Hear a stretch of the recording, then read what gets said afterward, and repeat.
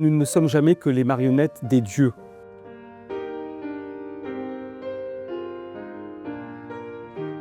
La figure d'Hercule, si elle est souvent représentée en histoire de l'art, c'est tout simplement parce que c'est un des héros les plus frappants de la mythologie.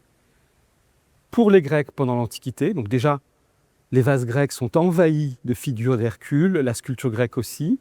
Et à l'époque moderne, quand on se réapproprie cette mythologie, ces récits, ces mythes, évidemment, on retrouve les mêmes personnages principaux. Donc c'est la raison pour laquelle, à partir de la Renaissance, Hercule réapparaît tout naturellement. Hercule, c'est vraiment une figure mythologique très aimée au XVIIe et au XVIIIe siècle, alors avec des points de vue différents selon les siècles. Au XVIIIe, avec les thèmes galants et l'introduction de la galanterie dans les thèmes mythologiques, il va également être représenté comme un Hercule un peu plus faible, un peu plus amoureux, un peu plus sensible. On va avoir des valeurs plus sensibles, plus douces, mais qui ne sont pas mal vues, qui sont juste en accord avec la sensibilité du siècle des Lumières.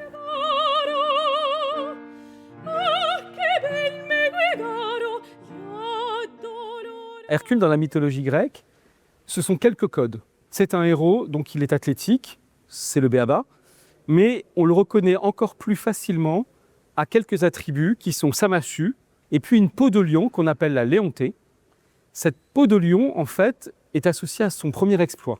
C'est toujours des sculptures ou des peintures qui exacerbent sa musculature et qui le représentent comme un être extrêmement fort, un être très masculin, très viril. Dans la vie d'Hercule, il y a comme plusieurs strates. Il y a les grands exploits qui vont en fait de la faute originelle du meurtre de ses premiers fils jusqu'au moment où il se lave de cette souillure en ayant rempli toute une série d'épreuves. Mais il y a une autre série d'événements qui sont théoriquement postérieurs, mais peut-être parallèles, qu'on pourrait appeler les amours d'Hercule. Bon alors, c'est le mari malheureux de Mégara, il est pris de folie, il tue les enfants de ce mariage, ça se finit mal bien sûr. Ensuite Déjanire, mais Déjanire ça se complique très vite, parce que est-ce qu'il va lui être fidèle? Est-ce qu'il va rester avec elle? Est-ce qu'elle-même ne va pas être infidèle? Il y a tout ce jeu d'infidélité croisée qui est inspiré par les dieux, parce que derrière les actes des héros, comme des mortels, il y a ce que trament les dieux. Et ce que dit le mythe grec ou le mythe romain, et c'est beaucoup repris bien sûr à partir de la Renaissance, c'est que nous ne sommes jamais que les marionnettes des dieux, qu'il y a des choses qui nous dépassent. Et même Hercule est le jouet des dieux, c'est-à-dire que lui, il est frappé d'amour par Aphrodite. Donc là, en l'occurrence, l'amour d'Hercule pour Iole, c'est la fin d'une histoire, ou c'est ce qui compromet une histoire avec Déjanire, et c'est ce qui fait éclater en fait tout un système familial. Donc d'un côté, il y a Héra qui s'acharne contre Hercule et qui veut garantir quelque part, en tant que déesse du mariage, la noblesse de l'union sacrée, et de l'autre côté, Aphrodite qui joue les troubles faits. Mais au fond, Hercule, au milieu de tout ça, c'est le jouet des dieux malgré sa force, malgré son pouvoir, et c'est ce qui rend le personnage à la fois tragique et pathétique. C'est qu'il ne sait pas comment faire pour imposer sa volonté, et sa volonté n'a justement aucun sens. Et lorsqu'il est représenté amoureux, il est toujours représenté comme presque vaincu par l'amour, l'amour étant plus fort que cette masse musculeuse et la vertu héroïque qu'il représente. Ce n'est pas Hercule amoureux, c'est Hercule enchaîné par l'amour. Donc ici, il est représenté désarmé par l'amour. Donc vous pouvez voir qu'il tient à la main une torche. Il y a la léontée, donc qui est quand même un attribut héroïque très fort puisqu'il s'agit de la peau du lion de Némée qu'il a tué, qu'il porte généralement sur lui, qui est posée sur le socle. Et on voit l'amour qui est en train de lui lier les mains à l'aide d'une guirlande de roses et de l'enchaîner sur le rocher où il est. Donc on voit ici qu'il est censé être représenté comme un homme mature. Il est représenté avec une musculature exacerbée, comme toujours dans les représentations d'Hercule. Aussi parce que les sculpteurs avaient une grille sur laquelle ils devaient se faire noter, et notamment l'étude de l'anatomie et de la musculature, ce qui est le cas ici.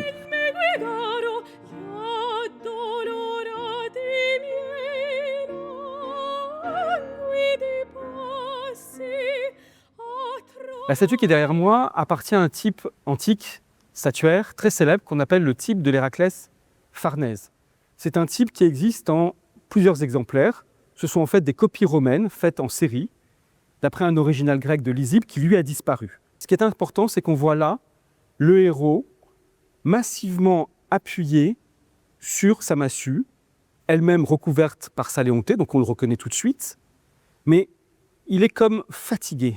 Hercule, c'est un héros très apprécié durant l'Antiquité parce qu'il symbolise la force, mais aussi le courage.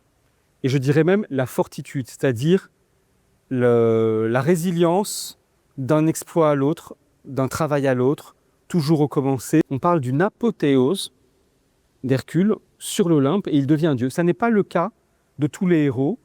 Beaucoup d'entre eux meurent et disparaissent. D'ailleurs, ils meurent souvent de façon un peu bête. Ils se prennent une pierre sur la figure, ils tombent d'une falaise, etc. Hercule, ici, a reçu en cadeau de son épouse Déjanire, qui est sa dernière épouse mortelle, puisqu'il aura une épouse également ensuite lorsqu'il sera dans l'immortalité.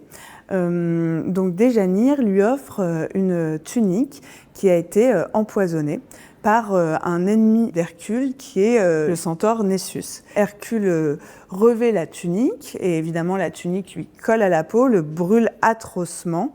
Déjanire n'avait aucune conscience de ce qui allait se passer et décide de mettre fin à ses jours. Donc elle se suicide. Hercule, désespéré, fou de douleur, décide de suivre sa femme dans la mort et de s'immoler sur un bûcher. Donc c'est ce qui est représenté ici. Donc on voit bien encore tout ce travail donné à l'anatomie, puisque, à vrai dire, le sculpteur a fait le choix de ne pas représenter le corps complètement caché par la tunique. La tunique est en réalité juste tirée est représentée un peu comme une toge, et d'ailleurs elle se confond avec la léontée qu'on voit juste là. Cette attention toujours aux matières, avec un socle travaillé à la gradine, un poli très fort des corps et un travail de la barbe et des cheveux profondément taillés au trépan. Donc ici encore, on est face à un Hercule vieillissant, mais on voit bien qu'il n'a pas du tout le corps d'un vieillard.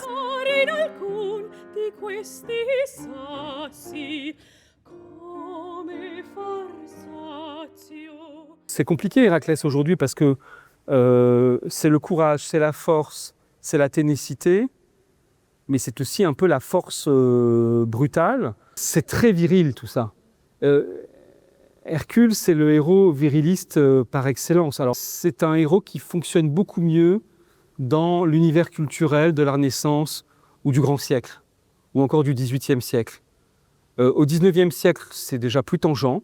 À l'époque des romantiques, alors on va peut-être prendre dans ces cas-là pour référence les amours d'Hercule et s'intéresser davantage à tout ce qui concerne Déjanire. Mais au XXIe siècle, on préférera le parcours contrarié de Thésée ou Jason et Médée, cette union avec une ensorceleuse, des figures plus ambiguës et moins tout d'un bloc. C'est vrai qu'Hercule, il est quand même tout d'un bloc. C'est un peu un mastard, quoi. Et je ne suis pas sûr que de nos jours, ce soit celui que l'on préfère spontanément.